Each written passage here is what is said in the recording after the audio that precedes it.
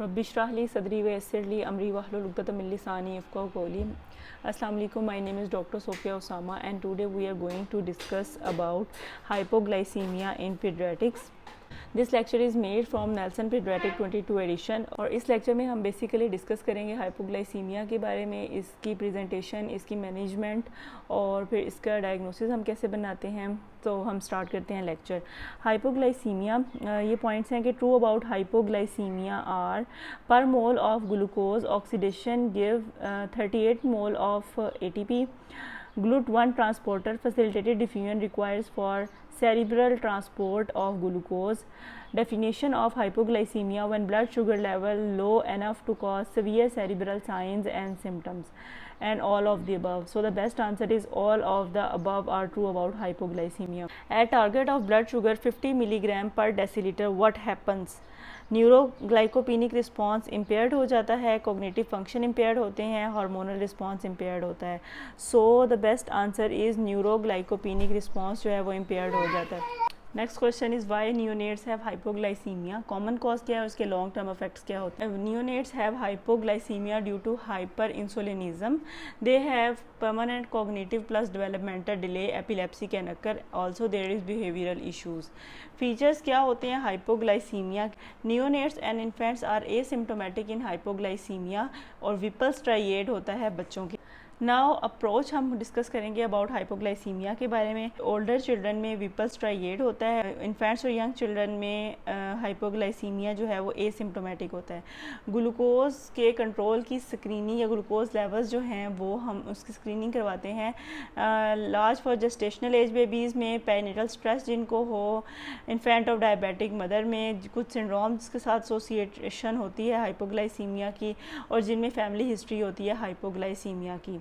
Persistent hypoglycaemia actually क्या होता है कि बेबी जो है up to 48 hours of life में more than 50 milligram per decilitre जो है वो ग्लूकोज मेंटेन नहीं कर पा रहा, या फिर आफ्टर 48 आवर्स ऑफ लाइफ में more than 60 milligram per decilitre जो है वो ग्लूकोज मेंटेन नहीं कर पा रहा, तो इसको कहते हैं परसिस्टेंट हाइपोग्लाइसीमिया। हाइपोग्लाइसीमिया के हिस्ट्री पॉइंट्स इंपॉर्टेंट हैं और ये इस तरह डिस्कस करते हैं कि large for gestational age babies में मोस्ट कॉमनली क्या होता है, कंजेनिटल हाइपरइंसुलिनिज्म होती है या फिर बैक विद वीट सिंड्रोम हो सकता है।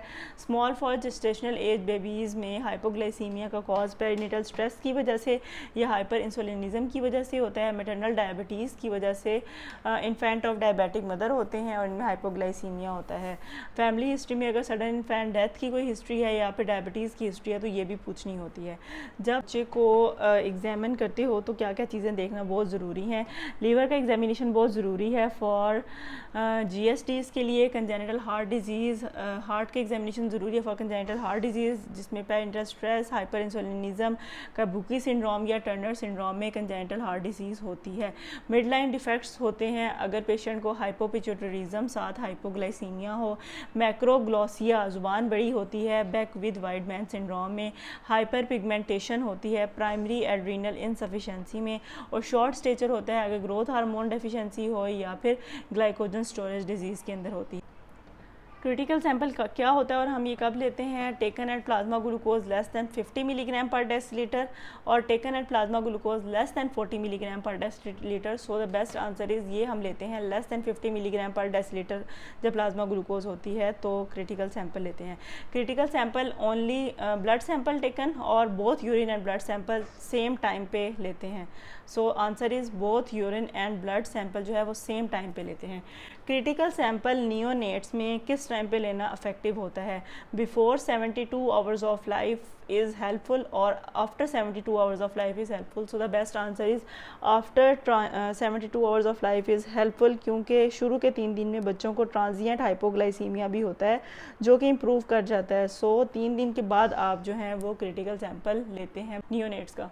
जब क्रिटिकल सैंपल ले लेते हैं तो कौन सा टेस्ट परफॉर्म करते हैं, insulin stimulation test, glucagon stimulation test या cortisol stimulation test. So the best answer is after taking critical sample आपने ग्लूकागोन स्टिमुलेशन टेस्ट करना होता है। ग्लूकागोन स्टिमुलेशन टेस्ट कैसे करते हैं, इसका प्रोसीजर क्या है कि 1 मिलीग्राम ग्लूकागोन देते हैं बच्चे को। हर 10 मिनट के बाद टिल 40 मिनट्स आपने ग्लूकोज चेक करनी होती है।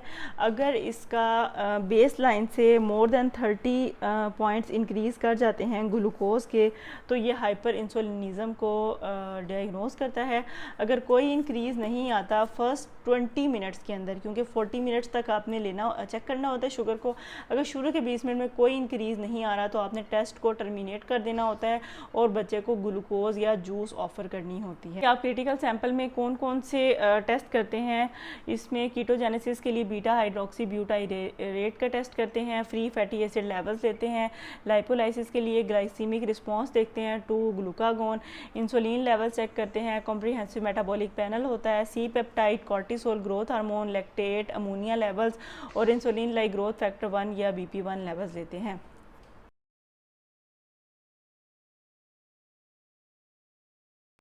Now we are going to discuss MCQ points about acute management of hypoglycemia कैसे करते हैं। Asymptomatic child tolerating orally treatment of hypoglycemia क्या है।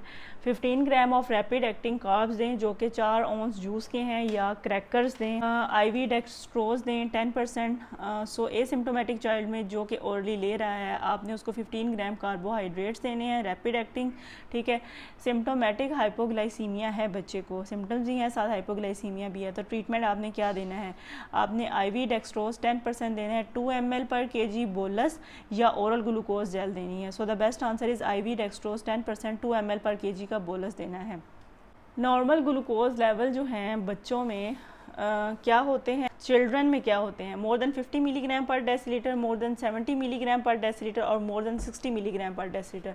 So the best answer is more than 70 milligram per decilitre. Maintenance IV glucose infusion rate for infants, 1 साल से छोटे बच्चों में क्या होता है maintenance IV, 5 to 6 milligram per kg per minute, 2 to 3 milligram per kg per minute और 3 to 4 milligram per kg per minute. So the answer is IV glucose infusion की maintenance rate 5 to 6 milligram per kg per minute है infants में। Maintenance IV glucose infusion rate for children क्या होती है, 5 to 6 milligram per kg per minute और 2 to 3 milligram per kg per minute. So the best answer is 2 to 3 milligram per kg per minute. जब आप patient को glucose infusion देते हैं तो आपने ग्लूकोज को चेक करना होता है एवरी 5 to 10 मिनट्स के बाद, एवरी 15 to 20 मिनट्स के बाद, ये 1 आवरली चेक करना होता है। So the best answer is 15 to 20 minutes के बाद आपने चेक करना होता है। उसके बाद जब स्टेबल लेवल्स आने लग जाएँ तो फिर इसका ड्यूरेशन जो है वो कम हो जाता है।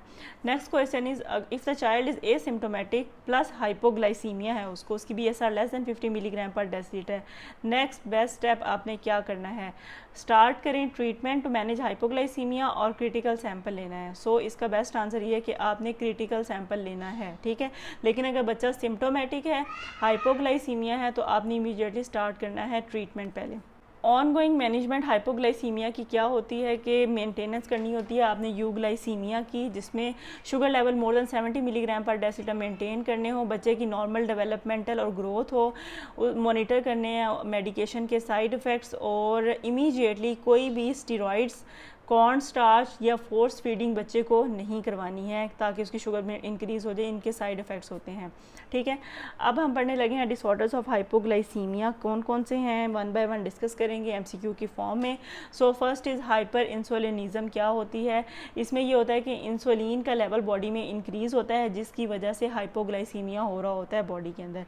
इसके अंदर हाइपर इंसुलिनिज़म में ये मेनली होता है कि इसमें पेशेंट के लो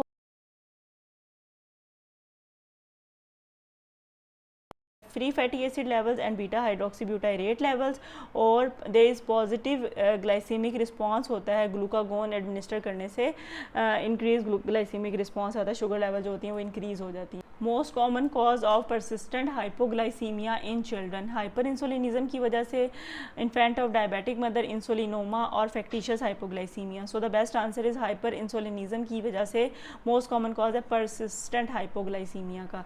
इसकी 3 टाइप्स होती हैं हाइपर इंसुलिनिज्म की, perinatal stress induced hyperinsulinism, congenital और मोनोजेनिक हाइपर इंसुलिनिज्म और सिंड्रोमिक कॉजेज होते हैं। Most common type hyperinsulinism की जो है वो है पेरीनेटल स्ट्रेस इंड्यूस, कंजेनिटल और सिंड्रोमिक.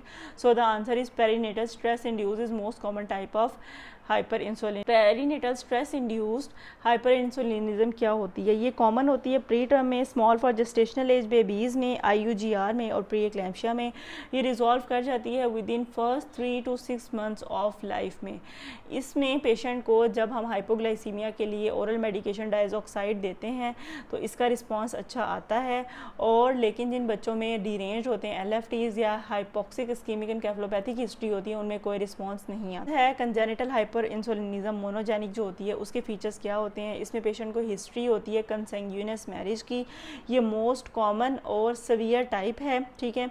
और इसमें जो है जेनेटिक म्यूटेशन होती है, ABCC8 और KCNJ11 की इनएक्टिवेशन होती है, जिसकी वजह से बीटा सेल पे एक चैनल होता है पोटाशियम ATP चैनल, ये इनएक्टिवेट हो जाता है और इसमें डिफेक्ट होता है. इसके अलावा अदर डिफरेंशिएटिंग फीचर्स क्या हैं कि कंजेनिटल हाइपर इंसुलिनिज्म में large for gestational age babies होते हैं. इनमें ग्लूकोज की रिक्वायरमेंट ज़्यादा होती है. इनमें आपको more than 10 milligram per kg per minute glucose देना पड़ता है. और सबसे इंपॉर्टेंट पॉइंट यह है कि कंजेनिटल हाइपर इंसुलिनिज्म में डायाजॉक्साइड जो ओरल देते हैं उसका कोई रिस्पॉन्स नहीं होता है, क्योंकि इन पेशेंट में पोटाशियम ATP चैनल डिफेक्टिव होता है और डायाजॉक्साइड जो होता है वो अपना रोल जो है पोटाशियम ATP चैनल के ग्लाइसीमिया को मैनेज करने के लिए. सो जब ये चैनल ही डिफेक्टिव है तो डायज़ॉक्साइड का कोई रोल नहीं होता. कंजेनिटल हाइपर इंसुलिनिज्म की 2 फॉर्म्स होती हैं. एक डिफ्यूज़ फॉर्म होती है जिसमें ABCC8 और KCNJ11 की म्यूटेशन होती है और बीटा सेल हाइपर एक्टिव होते हैं. और एक फोकल फॉर्म होती है जिसमें पैटर्नल और मैटर्नल दोनों की म्यूटेशन होती है. दो ये उसके जीन है ABCC8 और 11B15 जो है मैटर्नल रीजन में होता है. फोकल फॉर्म है कंजेनिटल हाइपर इंसुलिनिज्म की. उसमें क्या करना होता है? उसमें कोई ट्रीटमेंट रिक्वायर नहीं होता. फर्स्ट ऑप्शन रिसेक्शन करनी होती है फोकल लीजन की या कंजर्वेटिव अप्रोच होती है. सो द बेस्ट आंसर ये है कि आपने जो उसकी फोकल लीजन है उसको रिसेक्ट करना होता है. सर्जिकल अप्रोच क्या है for diffuse form is 2 option है. पैलिएटिव नियर टोटल पेंक्रियाटेक्टमी करनी पड़ती है या फिर इंटेंसिव मेडिकल ट्रीटमेंट देते हैं या बोथ. सो बेस्ट आंसर ये है कि इनिशियली आप इंटेंसिव मेडिकल ट्रीटमेंट देते हैं, ठीक है, और उसके बाद जो है आप अगर नहीं बच्चा इंप्रूव कर रहा तो नेक्स्ट स्टेज में आपने पैलिएटिव नियर टोटल पेंक्रियाटेक्टमी करनी होती है. अब जो है फोकल फॉर्म की इन्वेस्टिगेशन अप्रोच क्या है? इसमें 18F डोपा, ये फ्लोरोडिऑक्सी फिनाइलएलनिन एक वो केमिकल है, उससे उसका पेट स्कैन करते हैं बिफोर सर्जरी. सेकंड में आपने फ्रोज़न सेक्शन की जो बायोप्सी लेनी होती है उसकी एवेलुएशन करते हैं. और थर्ड में यह है कि ये मल्टी डिसिप्लिनरी अप्रोच है. इसमें पीडियाट्रिशियन, एंडोक्राइनोलॉजिस्ट और अदर डॉक्टर जो होते हैं उनकी टीम एवेलुएट करती है. Second most common form of congenital hyperinsulinism कौन सी है? उसमें यह है कि पैथोजेनिक वेरिएंट होता है ग्लूटामेट डिहाइड्रोजनेज 1 क्या.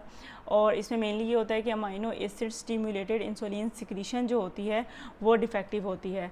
जो ये कंजेनिटल हाइपर इंसुलिनिज्म की ये फॉर्म है जिसमें GLUT1 ट्रांसपोर्टर डिफेक्टिव होता है, जो है उसमें फास्टिंग हाइपोग्लाइसीमिया होता है, ठीक है. इंक्रीज होते हैं प्लाज्मा अमोनिया लेवल्स, ये एसोसिएटेड है अमाइनो एसिड की वजह से, तो इसमें अमोनिया लेवल जो है वो इंक्रीज़ कर रहे हैं. और पेशेंट जब प्रोटीन मील ज़्यादा लेता है प्रोटीन इंड्यूस्ड हाइपोग्लाइसीमिया होता है. और इसके बेस्ट ये है कि इसमें ओरल डायज़ॉक्साइड का रोल होता है. So congenital hyperinsulinism associated with GLUT1 transporter में आप डायज़ॉक्साइड दे सकते हो. एक और एंजाइम जेनेटिक पैथोजेनिक जो वेरिएंट है वो GCK पैथोजेनिक वेरिएंट है. ये इनकोड करता है कौन सा मेनली एंजाइम, ग्लूकोकाइनेज को या ग्लैक्टोकाइनेज को. Which one of the autosomal dominant form of congenital hyperinsulinism, GCK variant और GLUT1 वेरिएंट. सो ऑटोसोमल डोमिनेंट जो है वो ये GCK वेरिएंट है. Next question is GCK variant response to diazoxide medically treat हो जाता है या कोई रिस्पॉन्स नहीं आता? तो ये जो GCK वेरिएंट है इसमें डायज़ॉक्साइड आप मेडिकली दे सकते हो, ये ट्रीट हो जाता है. बेक्विथ वाइटमैन सिंड्रोम में मेनली क्या होता है? फर्स्ट ऑप्शन ये है कि प्रीडिस्पोजिशन होती है टू एम्ब्रियोनल ट्यूमर्स और ज़्यादातर केसेस जो होते हैं वो माइल्ड होते हैं. नेक्स्ट ऑप्शन इज़ ये इसमें कोई प्रीडिस्पोजिशन नहीं होती एम्ब्रियोनल ट्यूमर्स की और मोस्ट केसेस जो होते हैं वो सीवियर होते हैं. सो बेस्ट आंसर ए है कि इसमें एम्ब्रियोनल ट्यूमर्स की प्रीडिस्पोजिशन होती है और मोस्ट केसेस माइल्ड होते हैं. Next question is hyperinsulinism in Beckwith Wiedemann syndrome ratio is all of the Beckwith Weidman syndrome have hyperinsulinism और 50% have hyperinsulinism. So best answer is 50% को hyperinsulinism होता है. Macroglossia lateralized overgrowth omphalocele is a feature of Sotos syndrome, Beckwith-Weidman syndrome और Patayo syndrome. So the best answer is Beckwith-Weidman syndrome में मैक्रोग्लॉसिया और ये सब कुछ होता है. ठीक है. Next question is Beckwith-Weidman syndrome में अगर पैटर्नल यूनिपेरेंटल आइसोडायासोमी हो 11p जीन की, डायजोक्साइड रिस्पॉन्स इसके अंदर होता है या कोई रिस्पॉन्स नहीं होता और आपको पेंक्रियाटेक्टमी करनी पड़ती है. सो अगर दोनों जीन म्यूटेशन हो तो आप इसमें कोई रिस्पॉन्स नहीं आता मेडिकली और आपको पेशेंट की पेंक्रियाटेक्टमी करनी पड़ती. Macrocephaly, frontal bossing, pointed chin and developmental delay is a feature of Sotos syndrome, Simpson-Gulabi syndrome or Perlman syndrome. So the best answer is Sotos syndrome.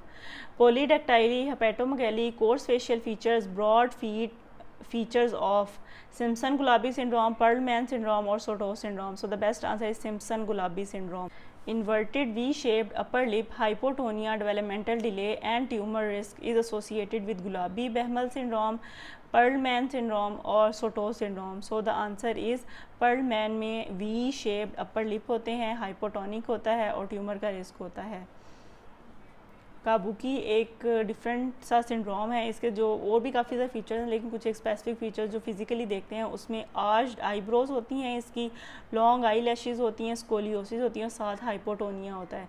तो ये काबुकी सिंड्रोम में होता है. Patau syndrome has trisomy 13, monosomy और trisomy 18. So we know that trisomy 13 is associated with Patau syndrome. DD क्या है? Hyper इंसुलिनिज्म के plus short stature अगर हो बच्चे को तो ये एसोसिएट होता है काबुकी सिंड्रोम में और कॉस्टेलो सिंड्रोम में. DD of hyperinsulinism plus macrosomia हो अगर बेबी को तो उसके क्या डीडीज़ हैं? बेकविथ-वाइडमैन सिंड्रोम में, सिम्पसन-गुलाबी सिंड्रोम में, सोटोस सिंड्रोम में और पर्लमैन सिंड्रोम में ऐसे होता है. टिमोथी सिंड्रोम में एबनॉर्मेलिटीज़ होती है सोडियम की हीमोस्टेसिस की या एबनॉर्मेलिटीज़ होती है कैल्शियम की हीमोस्टेसिस की. सो ट्राइमोथी सिंड्रोम में एबनॉर्मेलिटीज़ होती हैं कैल्शियम की हीमोस्टेसिस की. डायग्नोसिस बन गया, हाइपर इंसुलिनिज्म का बन गया है, तो आपने नेक्स्ट क्या करना है? आपने पेशेंट को डायजोक्साइड ट्रायल देना है. ठीक है. डायजोक्साइड में अगर कोई रिस्पॉन्स नहीं आता तो इसका मतलब ये है कि ये फोकल हाइपर इंसुलिनिज्म है और इसमें ABCC8 या फिर KCNJ11 की म्यूटेशन होती है.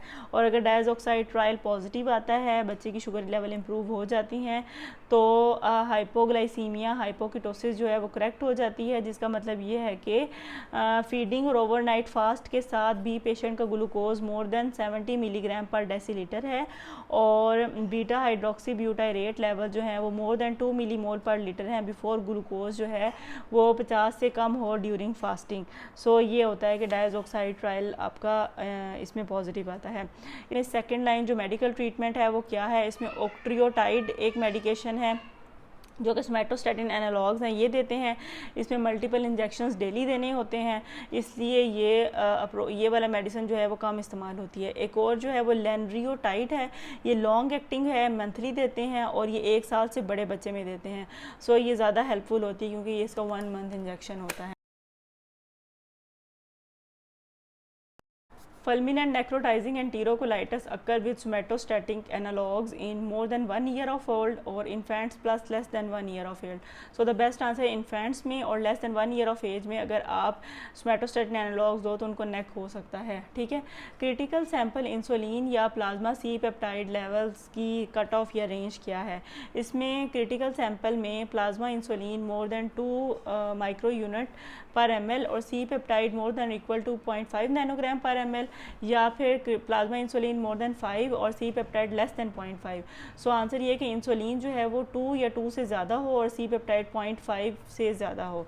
क्रिटिकल सैंपल में फैटी एसिड लेवल्स क्या होते हैं? Plasma free fatty acid levels less than 1.7 millimole per litre और plasma free fatty acid level जो है वो more than 1.7 millimole per litre. So answer is plasma free fatty acid level less than 1.7 millimole per litre. Critical sample के plasma में beta hydroxy butyrate levels क्या होते हैं? Normal cut off क्या है? Beta hydroxybutyrate less than 1.7 millimole per litre और beta hydroxybutyrate less than 1.8 millimole per litre. So the answer is beta hydroxybutyrate जो है वो less than 1.8 millimole per litre होता है. Inappropriate glycaemic response to glucagon क्या होता है, more than 20 milligram per decilitre glucose increase है और more than 30 milligram per decilitre glucose increase है। So more than 30 milligram per decilitre glucose increase है। अब हम डिस्कस करने लगे हैं इन्फेंट ऑफ डायबिटिक मदर के बारे में। Why over growth occur in infant of diabetic mother babies, क्यों होती है उनमें? तो इसमें ये होता है कि इंट्रा यूट्राइन बच्चों में क्योंकि शुगर लेवल इंक्रीज़ होते हैं, हाइपरग्लाइसीमिया होता है, उससे बच्चों में ओवर ग्रोथ हो जाती है। फिर ये होता है कि फीटल आइलेट सेल जो होता है वो कंपेंसेट करते हैं, इंसुलिन की इंक्रीज सिक्रीशन होती है, ओवर ग्रोथ होती है। और आफ्टर बर्थ क्योंकि इंसुलिन इंक्रीज़ होता है तो उसकी वजह से हाइपोग्लाइसीमिया होता है बच्चों को। IDM बेबीज़ में हाइपोग्लाइसीमिया जो है वो रिजॉल्व कर जाता है with in first 3 to 7 days of life और आपको लाइफ लॉन्ग ट्रीटमेंट देना पड़ता है। So the answer is resolve कर जाता है with in the first 3 to 7 days of life. बड़े बच्चों में, ओल्डर चिल्ड्रन में अगर पेशेंट को हाइपोग्लाइसीमिया हो, सो डायग्नोसिस क्या हो सकता है? हाइपर इंसुलिनिज्म और insulinoma. So answer is older children में हाइपोग्लाइसीमिया हो तो इंसुलिनोमा का रिस्क होता है जो कि स्लो ग्रोइंग इंसीडियस ट्यूमर है पेंक्रियाज का। रिस्क ऑफ किसका रिस्क होता है? सो जेनेटिक टेस्टिंग नेसेसरी होती है इंसुलिनोमा में, मैन 1 का और मैन 2 का। मैन 1 का रिस्क होता है ओल्डर चिल्ड्रन में, सो जेनेटिक टेस्टिंग इज़ नेसेसरी। एक 15 साल का बच्चा है आपके पास आया है, उसको एपिसोड है हाइपोग्लाइसीमिया की, BSR less than 30 milligram per decilitre है। आपने उसके पेशेंट के इंसुलिन और सी पेप्टाइड लेवल्स करवाए हैं जिसमें इंसुलिन उसका पॉजिटिव आ रहा है और सी पेप्टाइड लेवल जो है वो नेगेटिव आ रहे हैं। सो आंसर ये है कि डायग्नोसिस में आप क्या कहोगे कि इस बच्चे को इंसुलिनोमा है, हाइपर इंसुलिनिज्म है या मंचोसन बाय प्रॉक्सी। सो इसमें यह है कि इसको मंचोसन बाय प्रॉक्सी है, ये आउटसाइड से इंसुलिन इसकी बॉडी में जा रही है क्योंकि जो एंडोजेनस इंसुलिन होती है वो ब्रेक डाउन करके सी पेप्टाइड जो है वो प्रोड्यूस करती है। सो अगर सी पेप्टाइड नेगेटिव और इंसुलिन पॉजिटिव है, साथ हाइपोग्लाइसीमिया है, तो ये मंचोसन बाय प्रॉक्सी है। A child ingested accidentally some drugs और उसका BSR आ रही है 20 to 30 मिलीग्राम पर डेसीलीटर। आपने इमीडिएट इन्वेस्टिगेशन करवाई जिसमें इंसुलिन उसका पॉजिटिव आ रहा है, सी पेप्टाइड लेवल्स भी उसके पॉजिटिव आ रहे हैं और सल्फोनाइल यूरिया के ब्लड लेवल्स आपने करवाए हैं तो वो भी पॉजिटिव आ रहे हैं। सो इसमें यह है कि पेशेंट को सल्फोनाइल यूरिया की पॉइजनिंग हुई है, उसने ओरल किसी की एंटी डायबिटिक मेडिकेशंस ले ली। प्रोवोक हाइपोग्लाइसीमिया क्या होता है? ये मंचोसन बाय प्रॉक्सी है, ये एक फैक्टिशियस डिसऑर्डर होता है जो कि इम्पोज किया जाता है ऑन एन अदर। आउटसाइड से कोई ओरल ऐसी ड्रग्स ले रहे होते हैं जो कि हाइपोग्लाइसीमिया करवा रही होती है बच्चे को। सो इसको भी DD में रखना होता है अगर, और इसके फिर डिफ्रेंशिएट भी करना होता है अदर जो पैथोलॉजिकल कॉजेज़ हैं उनसे। First question is fatty acid oxidation defect में फ़ीचर्स क्या होते हैं? इसमें पेशेंट के डिक्रीज़ होते हैं बीटा हाइड्रोक्सीब्यूटाइरेट लेवल्स, हाई होते हैं फ्री फैटी एसिड लेवल्स, या इंक्रीज़ होते हैं बीटा हाइड्रोक्सीब्यूटाइरेट और लो होते हैं free fatty acid level. So the best answer इसमें डिक्रीज़ होते हैं beta hydroxybutyrate levels. Hepatomegaly, fasting hypoglycaemia, hypotonia, cardiomyopathy अगर हो तो आपने एडवाइस किया है उसको बीटा हाइड्रोक्सीब्यूटाइरेट लेवल्स जो कि less than 1.8 millimole per litre हैं और free fatty acid levels increase आ रहे हैं। सो इसका मतलब है कि बच्चे को GST है, ग्लैक्टोसीमिया है या फैटी एसिड ऑक्सीडेशन डिफेक्ट है। सो आंसर ये है कि इस बच्चे को फैटी एसिड ऑक्सीडेशन डिफेक्ट हैं। अब इसमें ट्रीटमेंट क्या करना होता है? फैटी एसिड ऑक्सीडेशन डिफेक्ट में अवॉइड करना होता है प्रोलॉन्ग्ड फास्टिंग को, और अगर इलनेस हो बच्चे को तो हाइपोग्लाइसीमिया होने का रिस्क होता है तो डेक्सट्रोज कंटेनिंग फ्लूइड्स उसको देने होते हैं। Differential diagnosis of ketotic hypoglycaemia are glycogen storage disease, cortisol plus growth hormone deficiency और नॉर्मल फास्टिंग चाइल्ड। सो ये तीनों हैं इसके DD। एक बच्चा है वो फेलियर टू थ्राइव है, ठीक है, साथ उसको लीवर उसका एनलार्ज्ड है, डीरेंज उसकी LFTs हैं, हाई लिपिड प्रोफाइल हैं, लो शुगर लेवल्स आ रहे हैं, साथ कीटोसिस है more then 2.5 millimole per litre, ketotic hypoglycaemia है। सो इसके अंदर क्या है कि दो ऑप्शन है, या इस बच्चे को GST है या फैक्टिशियस हाइपोग्लाइसीमिया है। So the best answer is GST है इस बच्चे को, ठीक है। Proximal muscle weakness plus cardiomyopathy किस में होती है? GST 0 में, GST 2 में या GST 3 में। सो GST 3 के अंदर प्रॉक्सिमल मसल वीकनेस होती है, साथ कार्डियोमायोपैथी होती है। कन्फर्मेटरी टेस्टिंग क्या है GST की? इसमें आपने जेनेटिक टेस्टिंग करवानी होती है या क्रिटिकल सैंपल लेना होता है। सो GST में आपने पेशेंट की जेनेटिक टेस्टिंग करवानी होती है।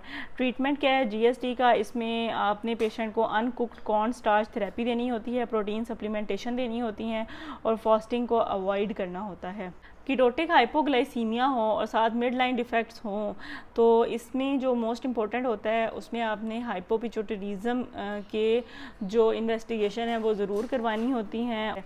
ये बहुत एक इम्पॉर्टेंट पॉइंट है कि before making diagnosis of hyperinsulinism neonates में 30 दिन से छोटे बच्चों में आपने रूल आउट ज़रूर करनी होती है हार्मोनल डेफिशिएंसी, क्योंकि उनमें जो है हाइपोकीटोटिक हाइपोग्लाइसीमिया होता है नियोनेट्स में हार्मोनल डेफिशिएंसीज़ की वजह से। ठीक है, तो उनमें हार्मोनल प्रोफाइल ज़रूर करवानी होती है हाइपोकीटोटिक हाइपोग्लाइसीमिया को रूल आउट करने के लिए। Next question is idiopathic ketotic hypoglycaemia जो है वो क्या होता है। ये सारे पॉइंट्स इसके लिए हैं कि 1 से 4 साल के बच्चे में होता है और ये 6 से 8 साल में रिजॉल्व हो जाता है। हाइपोग्लाइसीमिया होता है beta hydroxybutyrate levels more than 2.3 millimole per litre होते हैं, आपने अवॉइड करनी होती है फास्टिंग। और इडियोपैथिक जब भी कोई चीज़ आती है वो एक डायग्नोसिस ऑफ एक्सक्लूजन होता है। सो ये है, so this is all about hypoglycaemia. Thank you so much for watching. Must like, share and subscribe to my channel.